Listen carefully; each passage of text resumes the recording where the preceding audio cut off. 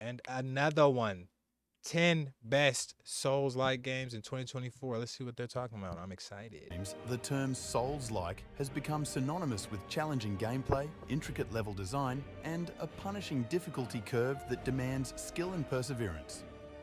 These games draw inspiration from the Souls series, which captivate players with their unforgiving difficulty and rewarding experiences. So here's a rundown of the top 10 Souls-like games that have captivated hardcore gamers around the globe.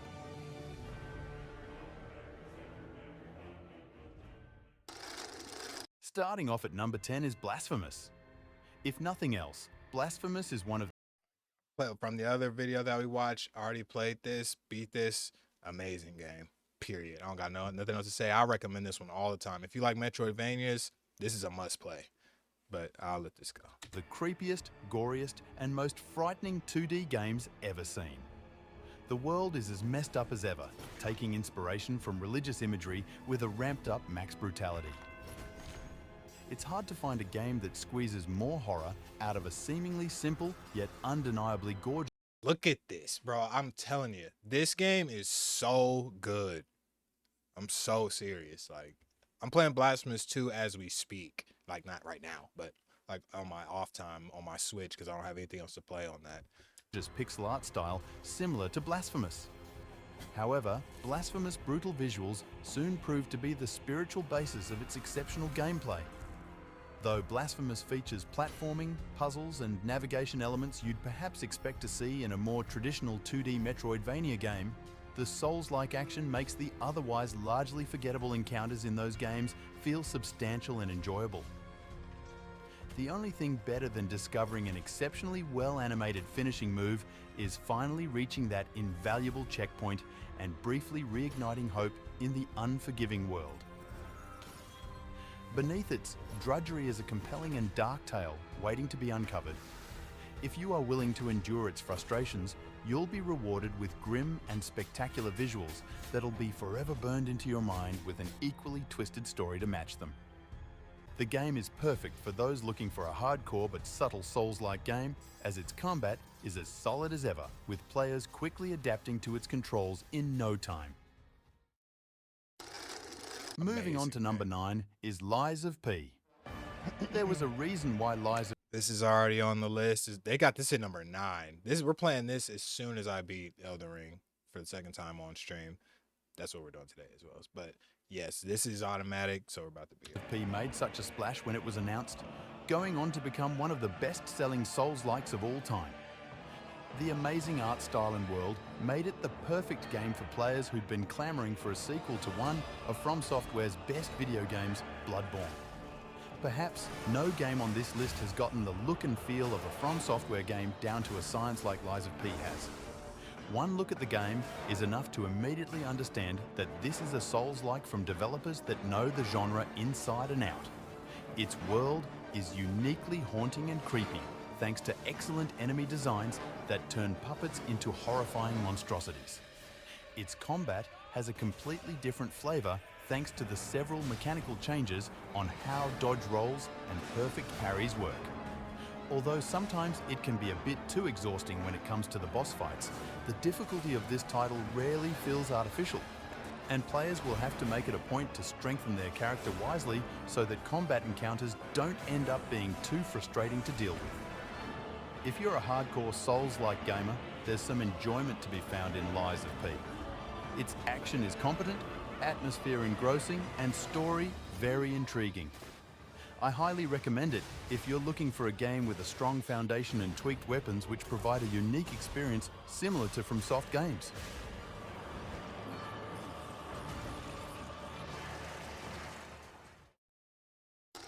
Automatic. Next on to number 8 is Remnant 2. While many games on this list are notable for how well they nail the classic Souls-like formula, Remnant 2 is awesome for how much it bucks the system and does its own thing while still keeping all the best. I keep saying they must have done a really good job, but just the guns. I don't know how I feel about guns in my Souls yet. You know what I mean? So I'm definitely not opposed to it. I think I played this for like a second and it was cool, but I must keep saying this as I go through this video. I've played a couple of these games for like a little intro phases, but I didn't play the other Souls games. So I was like, I'm not about to play any Souls like until I actually play the Souls game. So now that I've played them all, we can get a firm understanding of like what's good, kind of. You know what I'm saying? But it's just guns. Like a lot of guns. Not like Bloodborne. Like this is full guns. Soulslike bits. This sequel from Gunfire Games is lovingly referred to as Dark Souls with guns, and borrows a lot from looter shooters to create a very unique blend of Souls-like and FPS that's wholly unprecedented. Not only that, it's also an excellent co-op game best played with friends, where each player manages their own builds and works together to get through the extremely challenging boss fights and zones swarming with enemies that become... That's what I'm saying. Like it has co-op like out the gate, I guess. My thing with co-op is like, is the boss harder because of more people? Because in the Souls games, summoning people, yes, it takes the detection off, but they get more health. I've ran into a lot of bosses where like it's not worth summoning because they get more health. It's easier to beat by yourself, to me. So if this is a game that like, you know, when you're doing co-op, is it built for it or does it just add more health? I'm not too much a fan of that. So unbelievably challenging on higher difficulties. While it's probably going to feel even tougher, there's a silver lining. With loads of different classes and weapons at your disposal, you might just find a strategy that works for you. And if you're really struggling, grab a buddy to join you on the journey, as it's always easier with a friend by your side. So join the battle to save humanity in a dynamically generated world, filled with branching quest lines, unique loot, and overwhelming odds that encourage exploration and game replayability.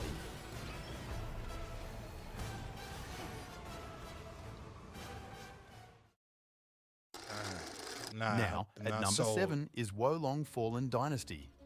Wolong amped up its speed and action to create one of the best combat-heavy games on this list. At the same time, Wolong is far more approachable for newer gamers than most Souls-like titles. For starters, the game flat out tells you what you're about to get into before you potentially die at the hands of the same boss over and over again. It follows the footsteps of its fellow Souls-like games by being extremely difficult for the inexperienced and unprepared. You'll be forced to learn how the enemies move and attack, and you'll get destroyed if you don't know how to avoid taking damage. Its action is blistering fast, brutal, and incredibly satisfying when played right. The first boss fight in Wolong Fallen Dynasty is right up there with the toughest first bosses in video game history. This opening battle puts you against Zhang Liang of the Yellow Turbans as you clash in a kinetic two-phase fight to the death. Is this music in the game? This is fire. It's very intense. Is that in the game or they just add that? It's an intense skill check that challenges your prowess of Wolong's mechanics almost immediately.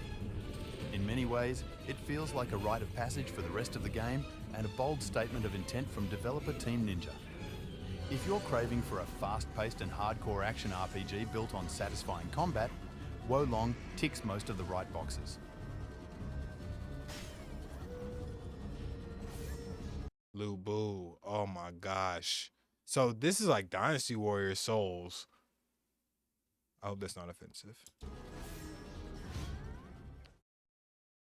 Well, I'm sorry, I meant to say that looked interesting though. I've never even heard of that. That looks fire though. That's good. All right.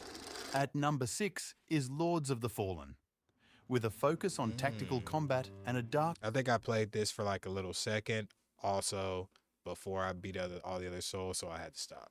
Fantasy setting, Lords of the Fallen draws clear inspiration from the Souls series while introducing its innovations.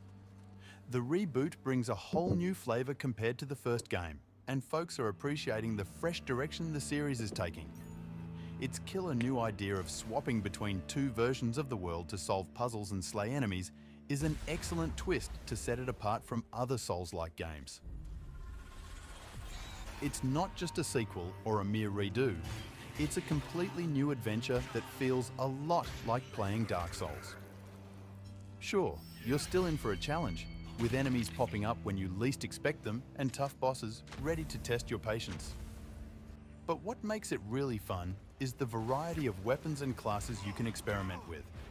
It's also great that many of the areas you fight your way through are legitimately challenging, often filled with elite enemies who swarm you with devastating attacks that often get you killed. A lot is borrowed from FromSoft classics, but there's also quite a bit of unique stuff to get excited about too. Lord of Cinder. Who swarm you with devastating attacks that often get you killed. A lot is borrowed from FromSoft classics, but there's also quite a bit of unique stuff to get excited about too. That includes things like some super cool dual reality shenanigans, a nifty magical lamp that lets you flay the souls right out of your enemies, or getting pulled into the Umbral Realm where you get new challenges and enemies to battle. Man, I don't know how I'm feeling about. Like, I think that's cool at first. I don't know if that's gonna work out for me throughout the entire game though. It's like, man, I would just rather just the area be the area. If this was like a one-time like thing, two-time, maybe, but the whole game, I don't know. With that much said, if you're hankering for a hardcore Souls-like game, one that goes back to the genre's sprawling mega dungeon roots, Lords of the Fallen has a lot to offer. Mind you, they put all these games are above Liza P to them. And Liza P is what I'm hearing is the best. You know, just quick here, here. What is the word? He say, she said, whatever.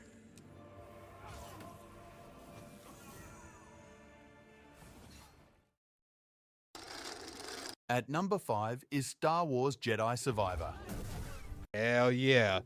I didn't even, this is so good. I love these games, bro. When I say these are, the only thing is if you like Star Wars, it adds like so many more points to it. Like it's a good game, period. But if you like Star Wars, boy. After the fantastic release of Star Wars Jedi Fallen Order, it was only a matter of time until we got a follow-up. Star Wars Jedi Survivor takes everything Fallen Order did and improves upon them, making it even more better. So good. Though at first it suffered from some performance issues, its story 1,000,000% have performance issues. I played this game way late when it came out because all I was hearing was performance. But whew, from what it's good now. Gameplay and exploration have all been pushed up a notch. The game has a few things in common with typical Souls-like, where the player struggles to make progress in early areas, but later on... I think Souls-like is a stretch, though. That's what I'm saying. That term, kind of loose. This was not no. This felt more like Metroidvania, open world Metroidvania, than it does like a Souls game to me. And that may be what a Souls, and they have like bonfires, kinda. Like, but no. Challenge-wise, fuck no. Backtracks the same area with more experience and a handful of new powers which enable him or her to overcome the once hard bosses.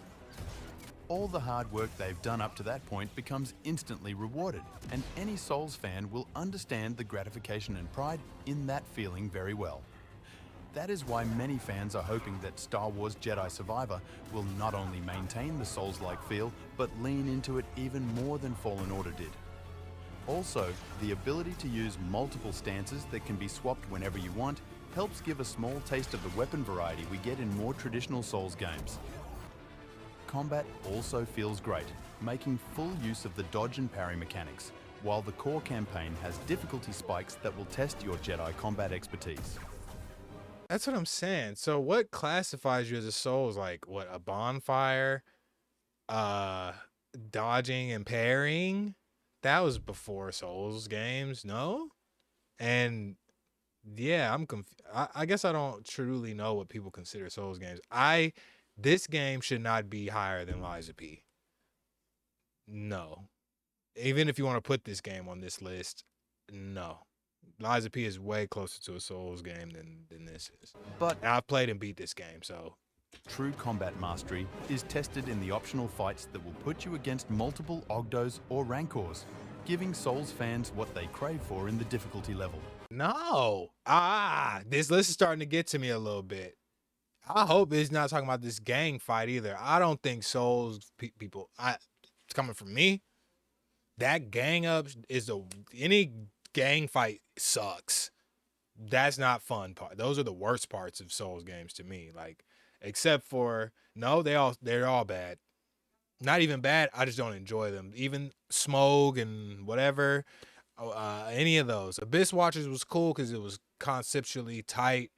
Sister Frida was alright, but it's different because it's a dual phase, like it's 3 phase, and the dual phase is only 1 phase. It's different, and it makes sense. But no, I'm just not a fan of no, just fights that you fight more than one person just don't feel good on Souls games to me, especially Dark Souls 2. Jeez. Star Wars Jedi Survivor is an excellent option for those wanting to dip their toes into the world of Souls-like games without dealing with the deeper elements of traditional Soul games.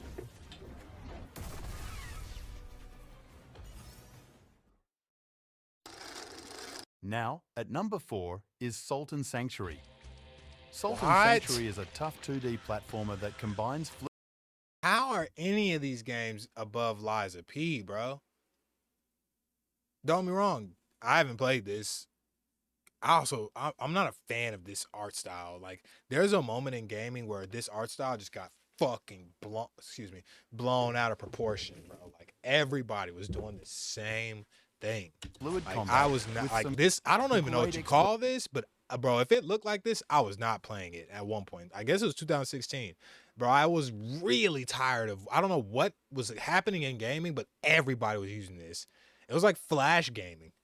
It all looked like this. It looked like every piece of the game floated separately from itself. Like, I just didn't. I don't like this. With over 600 weapons and but this is better than Liza P.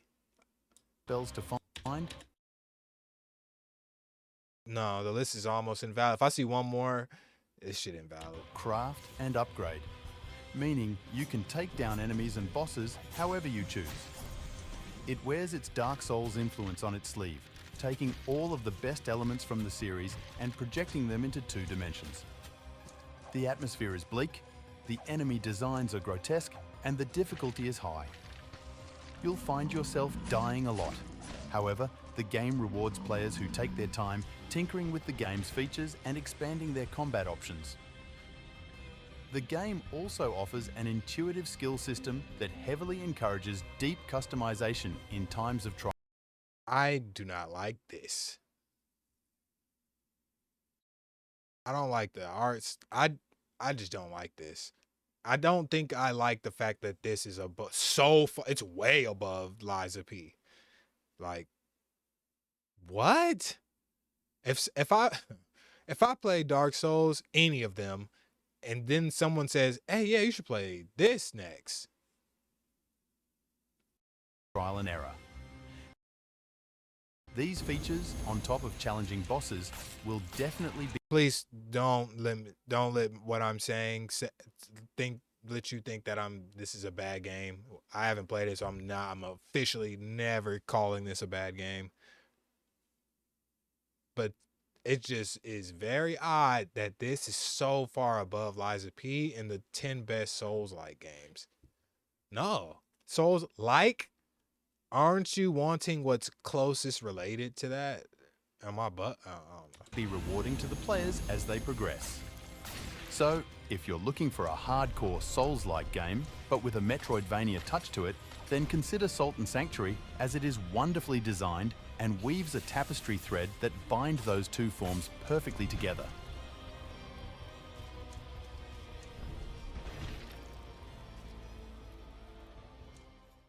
It looks like shit, bro. At number 3 is The Surge. The Surge is a futuristic Souls-like game which welcomes a new take on the Souls genre, which was once thought to be exclusively about medieval settings. The game there you go. I'm liking what I'm seeing right here. Implements dismemberment and localized damage as an important part of its combat system. It also offers a unique twist on the Souls-like formula by incorporating exoskeleton suits, and players must target specific body parts of enemies to upgrade their own gear. It's a No. hardcore game in the sense that it demands patience and attention to detail, but not punishing. I'm not gonna lie. I just have a problem with guns in Souls games. I think that's a tough medium to have, and I think that's why the like medieval setting works for Souls games so well, is because it's just guns make it just that seems horrible to deal with, like in a game like this. Sure, when you die or rest at a medbay or bonfire, all the enemies respawn, and many of them can kill you in a couple of hits. And sure, you have Normal. to make it back to where you died to recover your tech scrap. But as with the Souls series, this isn't really a game about clearing an area and leveling up. It's about learning through repetition and deepening your understanding of the game. Knowing what part of an enemy to hit is almost as important as dodging or parrying, and although the gameplay is fun and the setting very unique, it suffers from sudden difficulty spikes that are really hard to deal with. But the Surge 2 But this is better than Liza P.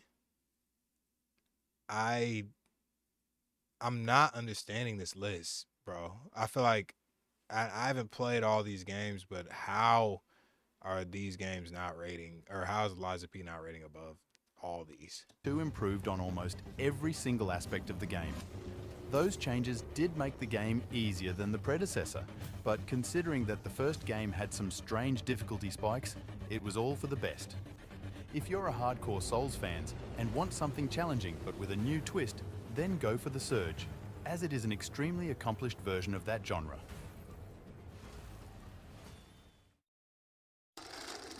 Down to number 2 is Neo. Hey, Pei, what up? Checking Fans out of some Dark Souls will Soulslike. appreciate the flashier look Yeah. of the Neo series, as it serves as Second time I've been seeing this.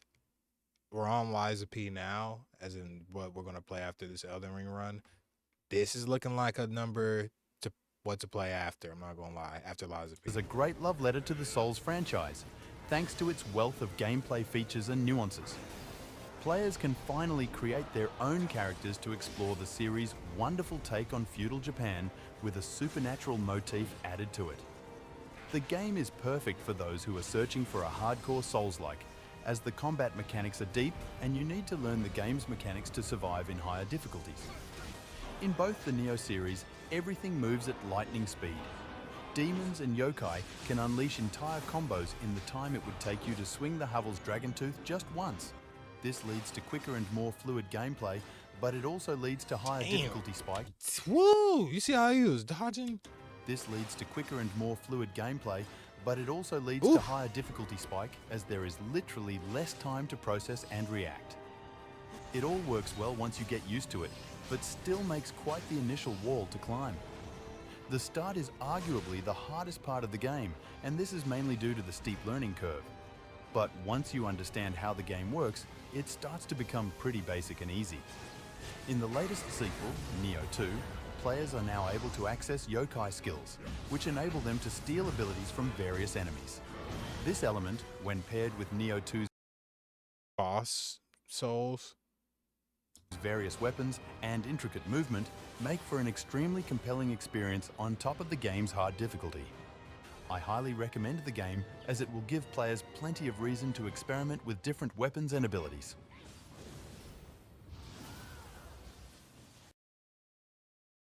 That looks fire. That one looks really good. I'm not gonna lie. That's probably going to be what we play after Liza P. Kind of want to play Armor Core though as well, but let's... Lastly, at number 1 is Sekiro Shadows Die Twice. Huh?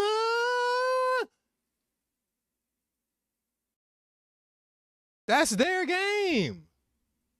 That's automatic. This is not real, bro. This list is fucked. I'm not sorry. No, it's not.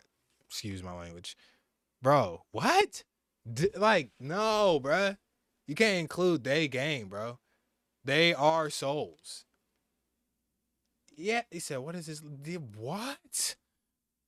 I got hit. Possibly inspired by other studios' attempts to strip the Souls-like genre down to its essentials and explore new directions, the first From Software game on this list is also considerably different from the rest of the studio's Soulslike experiences. What is going on, bro? this shouldn't be on the list, and Liza P should probably be here. Let's be honest. From everything we've seen on this list so far, yeah. What? But this Salt and Sanctuary game was number 4? They have Sekiro, a From Software game, at number 1.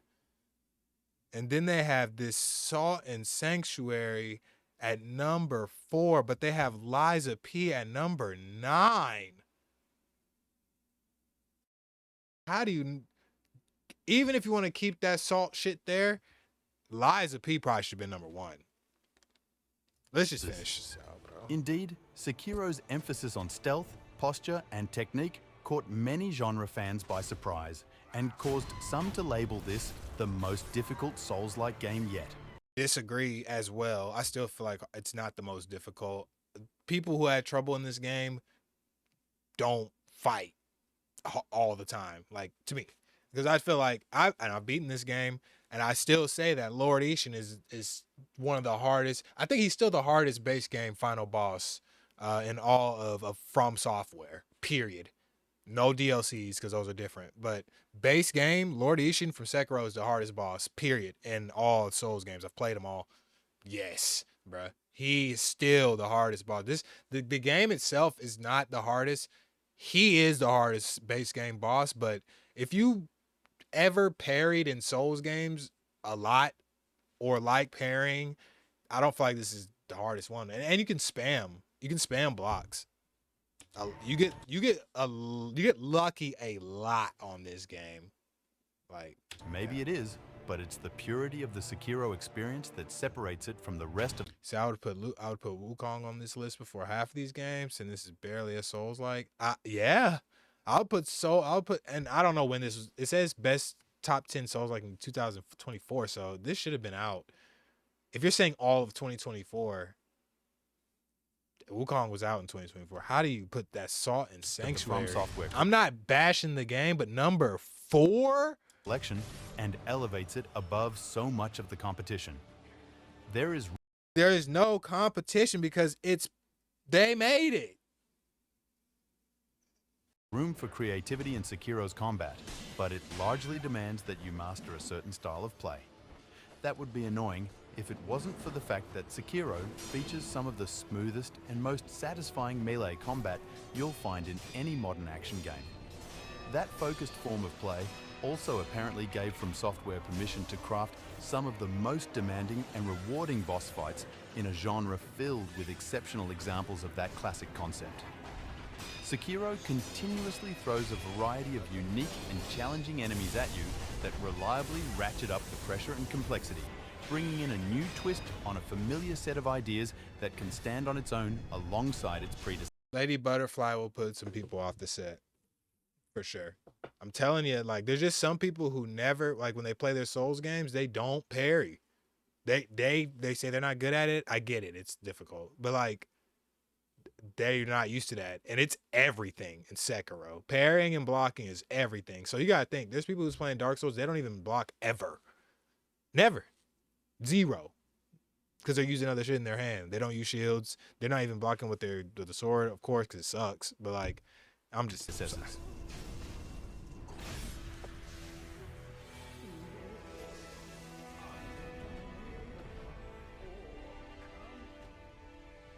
Man, dang, sold it, kinda. He sold this. Best games to play. Shout out to y'all. No, first of all, but he said this is so random. I'm looking at the comments. Like, Liza P at 9 is a travesty. That's what. It's funny. Sekiro is the first From. I know. It's just crazy that Sekiro is number 1. Like, I'm sorry, I gotta just see the comments, but this list was Sekiro is From Soft, not a Souls like. That's what the fuck? He should have put Bloodborne. What do we do? Come on, man. I'm not here to critique. Shout out to you for sure, no doubt. Said Butterfly and Gintro will kill someone. We'll kill someone more on Sekiro. Yet morale. Oh, for sure. Lady Butterfly is tough. That's a good first boss fight. You said the number of people I see quit at Guardian Ape is crazy. The Guardian Ape is tough. I remember that. I'll never forget that fight. That fight was fire. All right, let me end this out. Shout out to Best Games to Play. This was, thank you for the list. I have some disagreements, but uh overall, it was a good list. Thank you very much. Shout out to them. Um, hit that like and subscribe. You haven't to watch this anytime. Thank you very much. This was their version of the 10 best Souls. Like, not, Liza P being at 9 is a travesty, and Salt and Sanctuary being at number 4 is ridiculous, and Sekiro being number 1 is also ridiculous. But I'm not here to critique. You can come and critique my content too. I'm sure you'll say it sucks as well. I'm not saying this sucks, but I'm sure you can say it sucks. Whatever. Appreciate everybody for tuning in on that. This is for YouTube. Hit that like and subscribe. Thank you very much. I'm Black Guns with Dooku's. I'm out.